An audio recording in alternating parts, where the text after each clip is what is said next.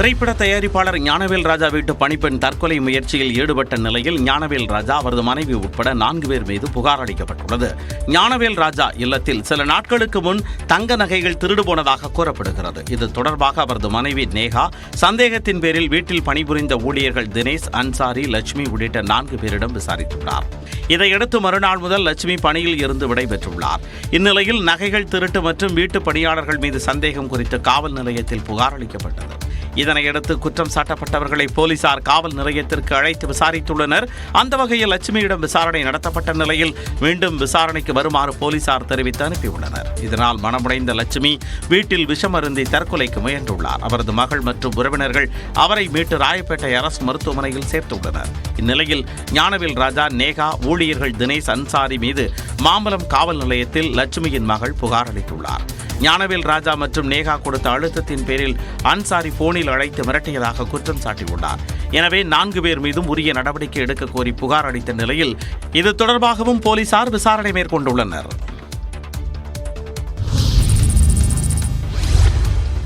திருச்சியில் முன்னாள் சார் பதிவாளர் மற்றும் அவரது மனைவி வருமானத்திற்கு அதிகமாக குவித்த சுமார் 100 கோடி ரூபாய் மதிப்பிலான சொத்துக்களை அரசிடம் ஒப்படைக்க நீதிமன்றம் உத்தரவிட்டுள்ளது. திருச்சியைச் சேர்ந்த முன்னாள் சார் பதிவாளரான ஜானகிராமன் என்பவர் தான் பணிபுரிந்த காலத்தில் வருமானத்திற்கு அதிகமாக சொத்து குவித்ததாக புகார் எழுந்தது.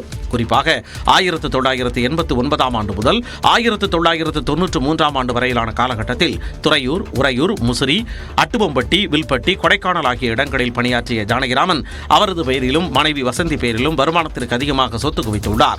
இதுகுறித்து 2001 ஆண்டு வழக்கு பதிவு செய்த திருச்சி ஊழல் தடுப்பு மற்றும் கண்காணிப்பு பிரிவினர் சிறப்பு நீதிமன்றத்தில் குற்றப்பத்திரிகையை தாக்கல் செய்தனர். அனைத்து தரப்பு விசாரணைகளும் நிறைவடைந்த நிலையில் முன்னாள் சார் பதிவாளர் ஜானகிராமன் மற்றும் அவரது மனைவி வசந்திக்கு தலா 5 ஆண்டுகள் சிறை தண்டனையும் 10,000 ரூபாய் அபராதமும் விதித்து திருச்சி ஊழல் தடுப்பு சிறப்பு நீதிமன்றம் உத்தரவிட்டது.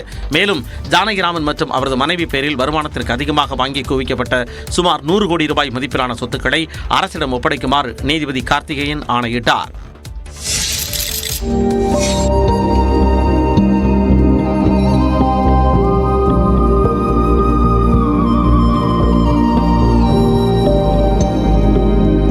கோடை விடுமுறையை கழிக்க கொடைக்கானலுக்கு வரும் சுற்றுலா பயணிகளை வரவேற்கும் விதமாக வண்ண வண்ண பூக்கள் பூத்து குலுங்க தொடங்கியுள்ளன.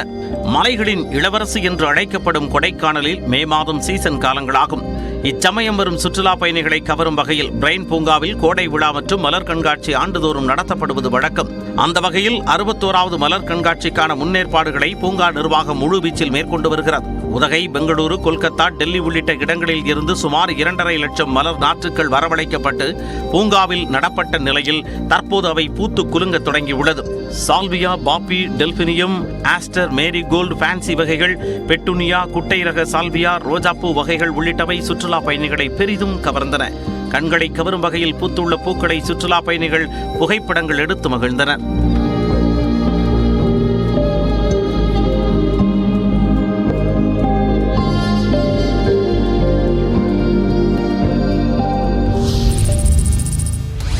கோவை மாவட்டத்தில் வாக்காளர் பட்டியலில் பெயர் சேர்த்தல், நீக்கம் உள்ளிட்ட நடவடிக்கைகள் குறித்த விவரங்களை கோவை மாவட்ட நிர்வாகம் வெளியிட்டது. நடந்து முடிந்த மக்களவைத் தேர்தலில் கோவையில் 1 லட்சம் வாக்காளர்கள் பட்டியலில் இருந்து காணவில்லை என்று பாஜக தமிழ்நாடு தலைவர் அண்ணாமலை குற்றம் சாட்டியிருந்தார். இது தொடர்பாக கோவை தெற்கு வட்டாட்சியர் அலுவலகம் முன்பு பீப்புள்ஸ் ஃபார் அண்ணாமலை என்ற பாஜக ஆதரவு அமைப்பினர் ஆர்ப்பாட்டத்தில் ஈடுபட்டனர். இந்நிலையில் கோவை மாவட்ட நிர்வாகம் கடந்த காலங்களில் மேற்கொண்ட வாக்காளர் பட்டியல் நடவடிக்கைகள் குறித்த விவரங்களை வெளியிட்டுள்ளது. அதன்படி கடந்த ஆண்டு அக்டோபர் மாதம் வெளியிடப்பட்ட வரைவு வாக்காளர் பட்டியலின்படி மாவட்டத்தில் உள்ள மொத்த வாக்காளர் எண்ணிக்கை 30,49,004 என்றும் நீக்கம் செய்யப்பட்ட பெயர்கள் குறித்தான ஆட்சேபனைகள் எதுவும் அங்கீகரிக்கப்பட்ட அரசியல் கட்சியினரால் தெரிவிக்கப்படவில்லை என குறிப்பிட்டுள்ளது. இதனைத் தொடர்ந்து இறுதி வாக்காளர் பட்டியல் ஜனவரி 21 அங்கீகரிக்கப்பட்ட அரசியல் கட்சிகள் முன்னிலையில் வெளியிடப்பட்டதாகவும் இதில் பெயர் நீக்கம் தொடர்பான ஆட்சேபனைகள் அரசியல் கட்சியினரால் தெரிவிக்கப்படவில்லை என்று விளக்கம் அளிக்கப்பட்டுள்ளது. இந்த பட்டியல் கிராம சபை கூட்டங்களிலும் பொதுமக்கள் பார்வைக்கு வைக்கப்பட்டிருந்தது என கோவை மாவட்ட நிர்வாகம் வெளியிட்ட அறிக்கையில் தெளிவுபடுத்தியுள்ளது.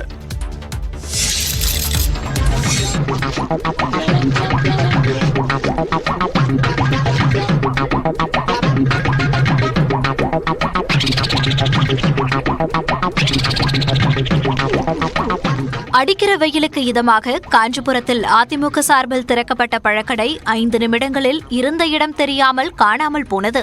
கோடை வெயில் சுட்டெரித்து வரும் நிலையில் பொதுமக்களின் நலன் கருதி அதிமுக சார்பில் மாநிலம் முழுவதும் தண்ணீர் பந்தல் திறக்க அக்கட்சியின் பொதுச் செயலாளர் எடப்பாடி பழனிசாமி உத்தரவிட்டிருந்தார்.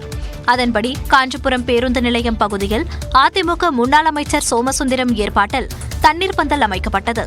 அதை முன்னாள் அமைச்சர் வளர்மதி திறந்து வைத்தார். அங்கு தர்பூசணி, வெள்ளரி, நுங்கு, கரும்பு ஜூஸ், பழச்சாறு, கூழ், மோர் உள்ளிட்டவை விநியோகம் செய்யப்பட்டன.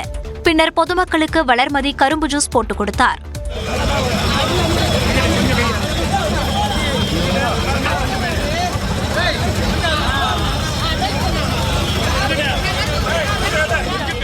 விழா முடிந்து அதிமுக நிர்வாகிகள் சென்றதும் அங்கிருந்த தர்பூசணி, வெள்ளரி, நுங்கு உள்ளிட்டவற்றை பொதுமக்கள் போட்டி போட்டு அள்ளிச் சென்றனர்.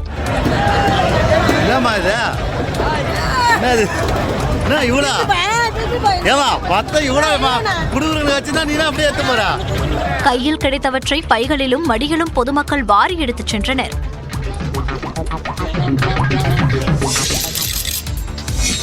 கூலான தட்பவெப்பத்திற்கு பெயர் போன கோவையிலும் கடும் வெயில் தகிப்பதால் ஏசி ஏர் கூலர்களின் விற்பனை 2 மடங்காக உயர்ந்துள்ளது. மேற்கு தொடர்ச்சி மலைகள் அருகே உள்ளதால் எப்பொழுதும் குளிர்ச்சியாக இருக்கும் கோவை மாவட்டமும் வெளுத்து வாங்கும் கோடை வெயிலுக்கு தப்பவில்லை. காலை 9 மணிக்கு தொடங்கி மாலை 5 மணி வரை வெப்பத்தின் தாக்கம் நீடிக்கும் நிலையில் 100 டிகிரி ஃபாரன்ஹீட்டிற்கு அதிகமாக வெப்பம் பதிவாகும் மாவட்ட பட்டியலில் கோவையும் இடம் பிடித்து வருகிறது. இதனால் வெயிலின் தாக்கத்தை தணித்துக் கொள்ள ஏசி ஏர் கூலர்களை வாங்க கடைகளுக்கு பொதுமக்கள் படையெடுத்து வருகின்றனர். லைஃப்ல இதுவரைக்கும் நான் இந்த மாதிரி சம்மர் பார்த்ததே கிடையாது. ரொம்ப ரொம்ப ரொம்ப ஹாட், வெளியில வரவே முடியல. எவ்வளோ லிட்டர் தண்ணி குடிச்சாலும் பத்தல, எவ்வளோ வாட்டர் மெலன் சாப்பிட்டாலும் பத்தல. இந்த அளவு வெயில் நாங்கள் பார்த்தது இல்லைங்க. 35 வருஷத்துக்கு முன்னாடி இருந்ததா சொல்றாங்க.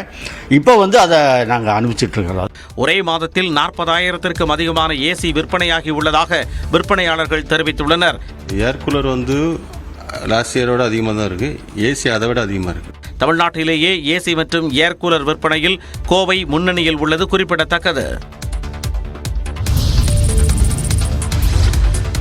சென்னை குடிநீர் குழாய் மாற்றியமைக்கும் பணி நடைபெறுவதால் கோடம்பாக்கம் உள்ளிட்ட 7 மண்டலங்களில் 2 நாட்களுக்கு குடிநீர் விநியோகம் நிறுத்தப்படுவதாக சென்னை குடிநீர் வாரியம் தெரிவித்துள்ளது. இது தொடர்பான செய்திக்குறிப்பில் கிண்டி பூந்தமல்லி சாலையில் போரூர் சந்திப்பில் பிரதான குடிநீர் குழாய் மாற்றியமைக்கப்படுவதாகவும் இதன் காரணமாக ஏப்ரல் 25ஆம் தேதி இரவு 9 மணி முதல் 27ஆம் தேதி இரவு 9 மணி வரை 2 நாட்களுக்கு குடிநீர் விநியோகம் நிறுத்தப்படுவதாகவும் தெரிவிக்கப்பட்டுள்ளது.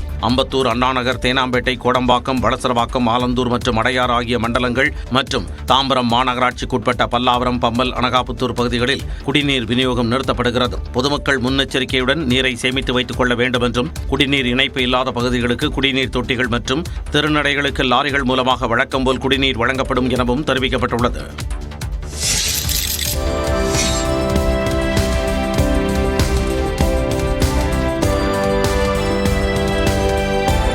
கடலூர் மாவட்டம் வடலூரில் உள்ள சத்திய ஞான சபை சர்வதேச மையத்திற்காக தோண்டப்பட்ட பள்ளத்தில்தான் இப்படி பழங்கால கட்டுமானங்கள் தென்படுகின்றன. வடலூர் சத்திய ஞான சபை பெருவடியில் தமிழ்நாடு அரசு சர்வதேச மையம் அமைக்க கட்டுமான பணிகளை தொடங்கியது. பள்ளம் தோண்டும் பணி நடைபெற்ற நிலையில் பழங்கால சுவர்கள் தென்பட்டது மக்களிடையே வியப்பை ஏற்படுத்தியுள்ளது. கற்கள் மற்றும் சுண்ணாம்பு உள்ளிட்டவற்றை பயன்படுத்தி கட்டப்பட்டதாக கூறப்படும் நிலையில் தொல்லியல் ஆய்வு நடைபெற்றால் கீழடி போன்று அரிய தகவல்கள் வெளிவரும் என எதிர்பார்ப்பு எழுந்துள்ளது.